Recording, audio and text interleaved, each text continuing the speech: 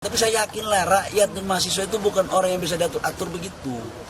Ini skenario ini kita udah paham sebagai mantan aktivis. Bagi orang yang terbiasa membuat skenario, apapun dipandang punya skenario. Tapi bagi yang tidak biasa pakai skenario, ya alami aja. Jangan ngukur baju lu sendiri untuk baju orang lain. Nggak sama, Lil. Jangan sampai nama lu jadi Bahlul. Karena rumah menteri seharga 14,4 miliar itu hanya akan pantas kalau hidup rakyatnya sudah sejahtera.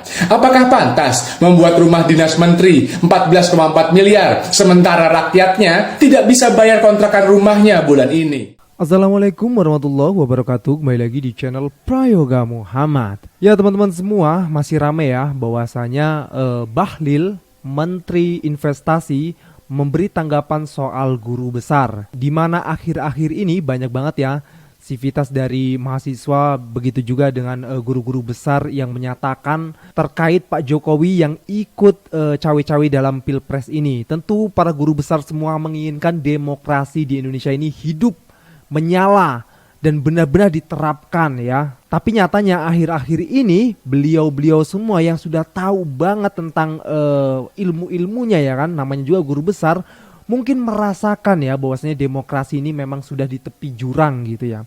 Sehingga mereka pun harus turun gunung untuk memberikan sesuatu gitu ya, setidaknya untuk bisa menyelamatkan demokrasi ini. Nah tentu setelah Bahlil, seorang menteri yang menanggapi hal itu, dan kita semua tahu ya tanggapan dari Bahlil gimana, dan itu tentu sangat menyakitkan sih menurut gua pribadi ya. Kok seperti ini gitu loh. Harusnya beliau yang memang juga dulunya mantan aktivis ya, mahasiswa ya kan, harusnya tahu gitu ya, kenapa kok sekarang jadi seperti ini gitu. Dan di sini juga ada tanggapan dari Pak Anies Baswedan ya, begitupun dari netizen.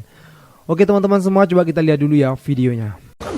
Semua orang punya kebebasan untuk mengungkapkan pendapatnya di depan umum, termasuk oknum-oknum sivitas akademik. Ya nggak apa-apa. Tetapi saya juga ingin menyampaikan bahwa selama ini kampus itu juga harus dijaga marwahnya. Coba lihat di beberapa foto, katanya sivitas akademi independen. Kok ada yang mengangkat jari dengan nomor tertentu? Kok ada salah satu ketua partai di situ? Ya benar aja bos. Mohon maaf, kita harus hargai mereka juga dengan harapan agar gerakan agitasi ini jalan. Tapi saya yakinlah rakyat dan mahasiswa itu bukan orang yang bisa diatur-atur begitu. Ini skenario ini kita udah paham sebagai mantan aktivis. Beliau mengatakan ini skenario katanya kan. Mungkin maksud beliau juga skenario ini yang maksudnya adalah ada kepentingan ya. Jadi kalau gue tarik kesimpulan, berarti para guru besar ini menurut Anda gitu ya, ada kepentingan politik gitu, atau ada yang menunggangi gitu. Kok bisa? Nggak cuma satu kampus men, banyak kampus, dan kampus-kampus terkenal di Indonesia ini. Kita tahulah ya, orang-orang seperti itu nggak mungkin lah receh banget, masa mau dibayar atau gimana bisa bergerak seperti itu. Enggak lah, ini organik kok ini. Lalu bagaimana tanggapan dari Pak Anies sendiri? Coba kita lihat videonya. Ya pada fokus di bidang masing-masing aja dah. Yang ngurusin investasi, fokus investasi, supaya investasi kita lebih padat karya daripada padat modal. Kalau enggak nanti semua ngurusin Pilpres. Republik ini harus jalan. Jadi kalau Menteri Investasi, usul saya biar konsentrasi aja urusan itu. Kalau tidak malah menggambarkan bahwa sebetulnya selama ini ada rekayasa ya gitu. Tapi masuk akal nggak sih Pak? Itu kan gerakannya masif ya Pak. Sudah ada 59 sekarang kampus yang deklarasi, bahkan bisa lebih. Ini masuk akal nggak sih kalau dibilang skenario? Saya gini kira-kira. Bagi orang yang terbiasa membuat skenario, apapun dipandang punya skenario. Tapi bagi yang tidak biasa pakai skenario, ya alami aja. Jadi kita tidak bisa melarang orang curiga. Kita juga bisa melarang orang berpikir dengan pikiran apapun. Kita nggak bisa ngatur pikiran orang kan. Tapi kalau kita lihat kemunculan ini kan karena kondisi, dan kondisilah yang menyebabkan situasi ini terjadi. Direspon aja substansinya, jangan terlalu banyak membahas soal siapa bergerak di mana, kampus apa, isinya lah yang direspon, jangan siapanya dan bagaimana. Ya benar kata Pak Anies ya. Mudah-mudahan ini bisa menyentil tuh orang-orang yang nggak paham gitu ya. Nah lalu bagaimana tanggapan dari netizen? Ini dia videonya. Ini Bahlil kembali ngaco nih. Dia menganggap gelombang kritikan terhadap pemerintahan Joko Widodo yang keluar dari berbagai perguruan tinggi ini sudah diskenario. Menurut saya, Bahlil ini telah melecehkan para guru besar dan bahkan institusi perguruan tinggi. Logis aja, Lil. Masa iya mereka bisa diatur? Kalau yang mengatur mereka adalah pemikiran, itu saya setuju. Jadi yang mengatur para guru besar dari berbagai perguruan tinggi ini adalah pemikiran mereka dan akal sehat mereka yang telah bekerja. Dan mereka berpikir ke depan, apakah saya berbicara begini karena mereka mengkritisi, kemudian juga karena saya diotong satu? Bukan itu. Walaupun saya bukan partisan, saya setuju dengan apa yang dilakukan oleh para guru besar. Artinya mereka menjalankan fungsinya sebagai social control, mewakili masyarakat seperti kami yang pemikirannya terus terang kami ini terbatas. Baiknya pemerintah itu dengar, ketika baik laksanakan, ketika ini buruk ya tinggal jangan dilaksanakan. Dan apa yang disampaikan oleh si Bahlil ini menurut saya justru akan memancing reaksi yang lebih besar. Lihat aja coba, jangan gitulah, jangan samakan diri lu sama orang lain, jangan mengukur baju lu sendiri untuk baju orang lain. Nggak sama, Lil. Jangan sampai nama lu jadi Bahlul. Emang mirip-mirip ya. Bahlil dan Bahlul. Oke teman-teman semua, kita semua ya masyarakat yang punya akal waras tentu tidak berpikiran yang seperti itu ya, bahwasanya ini ada skenario-nya, ini ada ditunggangin sama seseorang dan ini ada kepentingan politik gitu ya. Tidak sama sekali, apalagi kita sebagai orang yang cerdas pasti tahulah. Karena itu memang muncul secara organik karena situasi dan kondisi yang saat ini terjadi. Maka dari itu mereka pun ikut turun gunung untuk agar apa ya, itu tadi, agar demokrasi di Indonesia ini tetap hidup dan menyala, tetap bagus, apik dan bisa dinikmati oleh kita semua masyarakat Indonesia. Oke teman-teman semua, kita lanjut lagi ya ke videonya. Orang kalau munafik akan kelihatan sifat aslinya. Sorry ya, saya nggak dapat jabatan, nggak apa-apa. Dan saya rela mati untuk rakyat. Rakyat yang mana? Apa Bapak pernah menyambangi orang-orang yang terluka, orang-orang yang cedera waktu bela Bapak di MK dulu? Apa Bapak pernah melihat, menjenguk orang-orang korban kekerasan waktu belain Bapak di MK? Nah sekarang Bapak rela mati untuk rakyat. Rakyat yang mana? Saya mau nanya kepada paslon 02. Bapak rela mati untuk rakyat. Rakyat yang mana?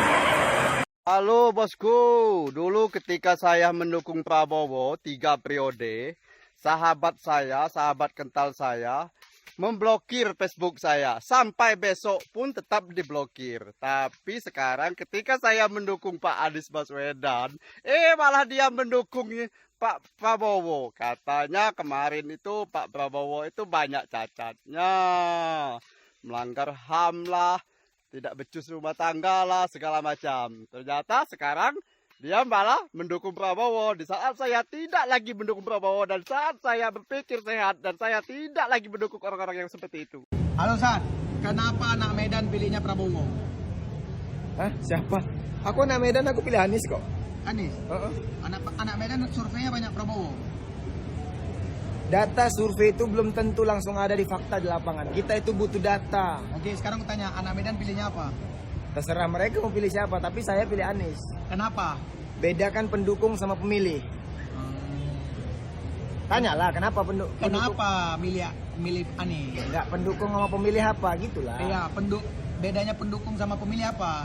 Kalau pendukung di mana-mana dia ngajak, ayo kita pilih ini, pilih ini, pilih ini. Tapi saya pemilih. Ya. Anda mau siapapun Anda pilih, terserah Anda. Saya tetap milih si Fulan. Oke. Selesai. Enggak saya celah Anda kenapa milih dia. Alasan Anda apa? Kan seperti itu. Oke. Buat kalian kalau ada lebih kurang, tolong komen di kolom komentar. Kenapa ya dari sekian banyaknya keburukan Pak Anies yang bertebaran di sosial media, tidak dijadikan materi debat sama paslon lain untuk menyerang beliau? Beda halnya dengan keburukan paslon 02, tentang pelanggaran HAM-nya yang dilakukan Prabowo, tentang pelanggaran etika yang dilakukan Mas Gibran, itu selalu dibawa ke materi debat gitu. Beda kalau Pak Anies tuh nggak dibawa-bawa. Kalian tahu nggak itu kenapa? Itu karena di dalam debat harus berdasarkan fakta dan data. Itu gitu, sesimpel itu loh. Masih nggak sadar juga? Hah? Terserah deh anjing. Sudah tahu capres tersebut melakukan pelanggaran kode etik, namun Anda masih saja membenarkan dan mendukungnya. Rasulullah SAW bersabda dari sahabat Ka'ab bin Ujrah, "Isma'u, hal sami'tum annahu sayakunu ba'di umara." Dengarkanlah, apakah kalian mendengar bahwa sepeninggalku akan ada seorang pemimpin? Faman dakhala alaihim fasaddaqahum bikatibihim wa 'anahum 'ala dhulmihim falaysa minni wa lastu minhu wa laysa biwaridin 'alayya al-hawd. Barang siapa yang memasuki berpihak kepada mereka, lalu membenarkan kedustaan mereka serta membantu kezaliman mereka, maka ia tidak termasuk dari golonganku dan aku tidak termasuk dari golongannya, dan ia tidak akan menemuiku di telagaku. Namun sebaliknya, wa man lam yadkhul 'alaihim wa lam yusaddiqhum bikatibihim wa lam yu'inhum 'ala dhulmihim fa huwa minni wa ana minhu wa huwa waridun 'alayya al-hawd. Dan barang siapa yang tidak memasuki, tidak berpihak kepada mereka serta tidak membenarkan kedustaan mereka dan tidak membantu kezaliman mereka, maka ia termasuk dari golonganku dan aku termasuk dari golongannya, dan ia akan menemuiku di telagaku. Fahimtum? Ya teman-teman semua, kita itu sama-sama ingin mendapatkan pemimpin yang baik ya.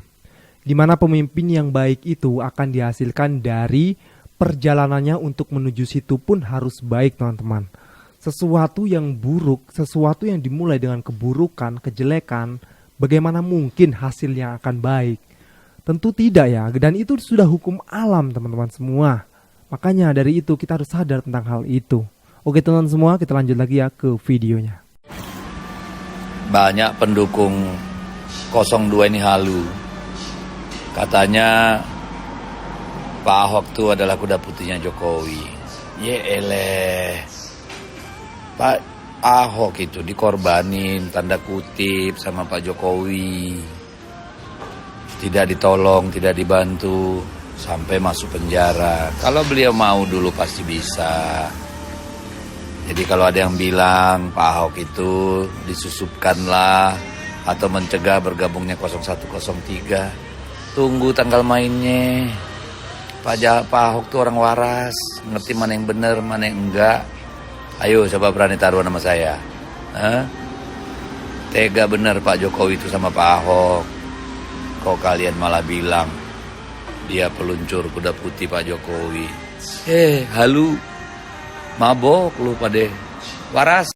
Ada pernyataan influencer yang bikin gregetan gitu. Ini video dia nggak bisa di stage ya. Satu influencer yang menolak uang 2M demi membela paslon lain. Sumpah ya, statement itu tuh tidak masuk di akal dan juga tidak masuk ke logika guys. Karena apa? Karena semua orang juga butuh duit ya kan. Semua orang butuh duit. Tidak mungkin ada uang 2M depan mata yang dimana dia ditugaskan hanya untuk mendukung, tapi dia itu tidak mau.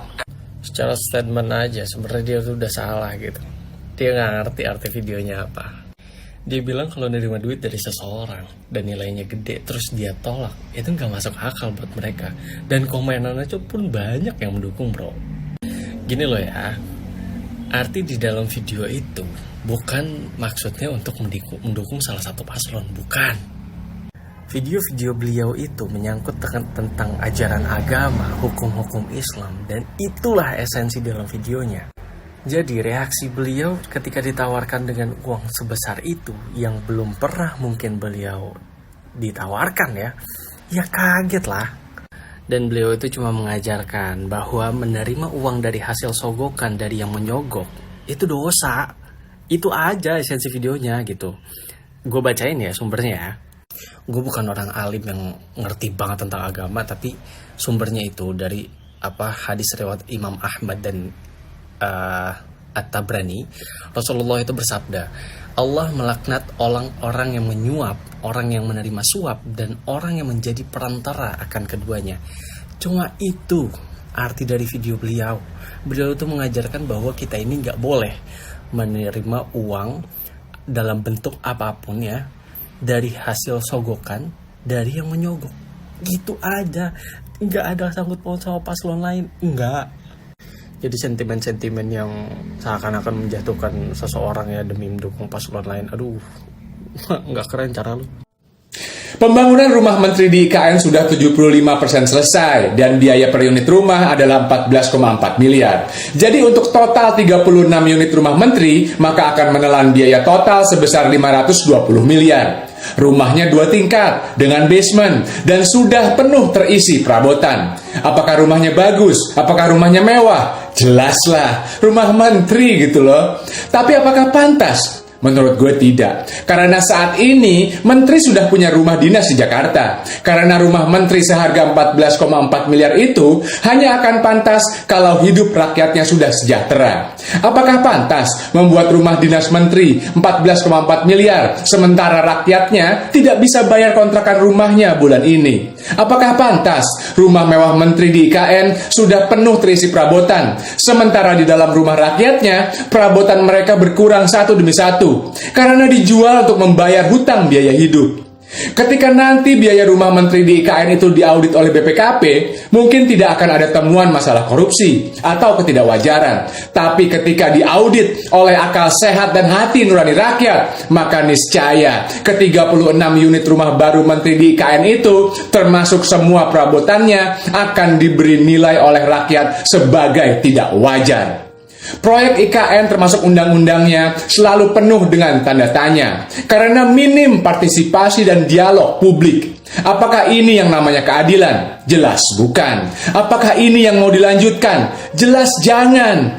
Ingat, hanya Anies Baswedan, satu-satunya calon presiden yang janji 100 hari kerja pertamanya sebagai presiden, akan mengkaji ulang apakah IKN pantas dilanjutkan atau tidak, berkeadilan atau tidak. Jadi jika kalian ingin keadilan, maka jangan sampai salah pilih. Pilih nomor urut 1, Anies Baswedan Gus Muhaimin.